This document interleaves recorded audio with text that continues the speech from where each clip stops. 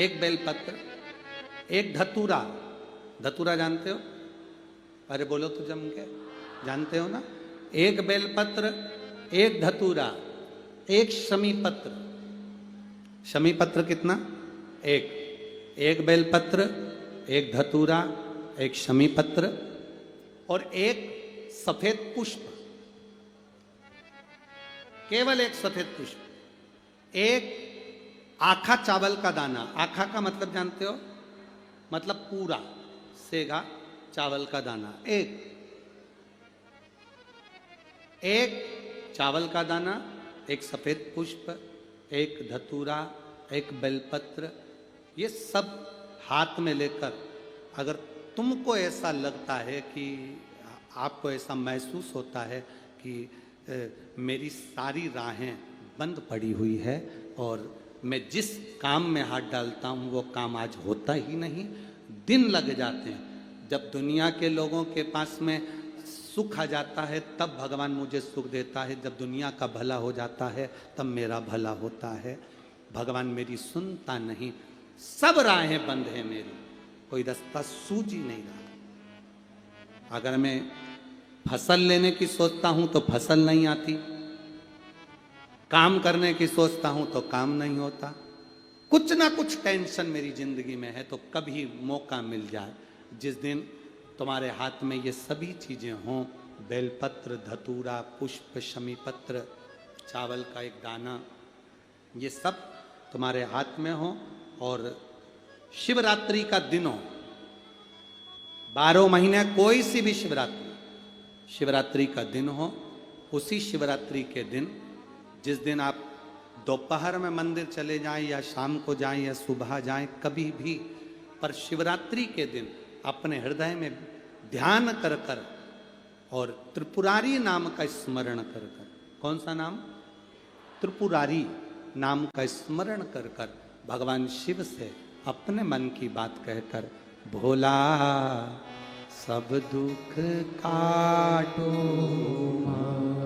त्रिपुरारी नाम का स्मरण कर कर हाथ में लेकर भगवान शिव के शिवलिंग पर अगर हम समर्पित कर देते हैं तो ये निश्चितता है राहें अपने आप खुलना प्रारंभ हो जाती है और कार्य में सफलता। त्रिपुरारी नाम सुख देने वाला। 3 पुरियों को भस्म करा। 3 पुरियों को भस्म करना मतलब हमारे सामने जो विघ्न आ रहा है, हमारे सामने जो कहीं ना कहीं तकलीफ आती है, उस विघ्न को समाप्त कर दे वो त्रिपुरारी।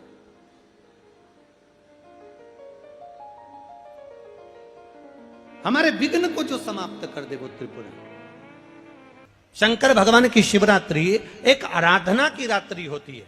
हमने पहले भी कथाओं में कहा, हर महीने शिवरात्रि आती है, प्रत्येक महीने शिवरात्रि पड़ती है और प्रत्येक महीने की शिवरात्रि पर अगर आपसे बन सके, आप दुनिया में अगर आपके पास में लोग कहें कि ये बहुत गरीब व्यक्ति है, बहुत साधारण व्यक्ति है, इसके पास धन नहीं है, वैभव नहीं है, सत्ता नहीं है, इसके पास खुद का मकान नहीं है, इसके पास खुद की प्रॉपर्टी नहीं है, इसके पास खुद की दुकान नहीं है, दूसरे के यहाँ काम करता है, इसके पास कुछ भी नहीं है, हम उनसे कहेंगे 12 महीने शिवरात्रि आती है, 5 जगह पर चढ़ाई हुई बेलपत्र, आप 1 वर्ष 12 शिवरात्रि का एक नियम ले लो, 5 जगह पर बेलपत्र समर्पित करना सीख जाओ। 1 बेलपत्र,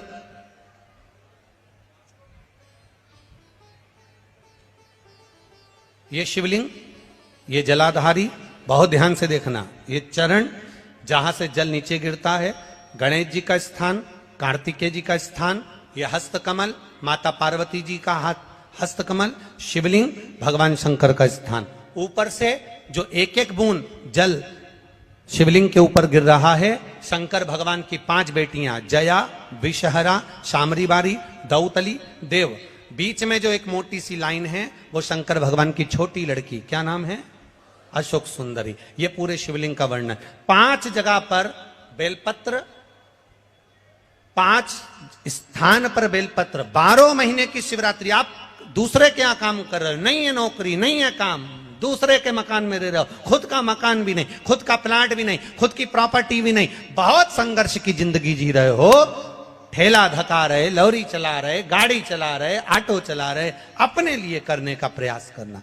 घर में जितने सदस्य हैं 12 महीने शिवरात्रि आती है, एक बेलपत्र अशोक सुंदरी वाली जगह पर डंडी का मुंह नीचे की ओर, दूसरी बेलपत्र माता पार्वती जी के हस्त कमल पर, ये दो पत्ती जो होती है इस पत्ती के दो भाग शिवलिंग के बीच में हो, तीसरी बेलपत्र भगवान शंकर के शिवलिंग पर डंडी का भाग आपके विपरीत दिशा में हो, विपरीत दिशा में, चौथी बेलपत्र भगवान शंकर का जहां से जल बहकर जाता है, जमीन पर जो जल बहता है, जमीन पे से जो जल बहकर जाता है, चौथी बेलपत्र उस जमीन के जल पर जहां से वो पानी बहकर जा रहा है, पूरे शिवलिंग को छोड़कर जहां से पानी जमीन पर बहकर जा रहा है उस स्थान पर, और पांचवी बेलपत्र नंदी का जो पांव ऊपर उठा हुआ है उस पांव के पास में पांचवी बेलपत्र समर्पित करना।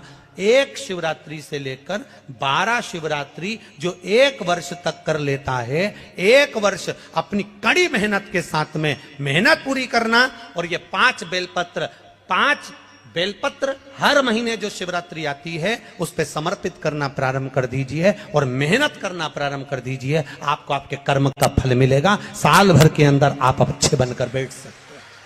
शिवरात्रि का प्रसंग कहता है अपने मन की अभिलाषा रखकर तुम्हें जो चाहिए, एक काली मिर्ची और काली तिल्ली के 7 दाने, एक काली मिर्ची और काली तिल्ली के कितने दाने?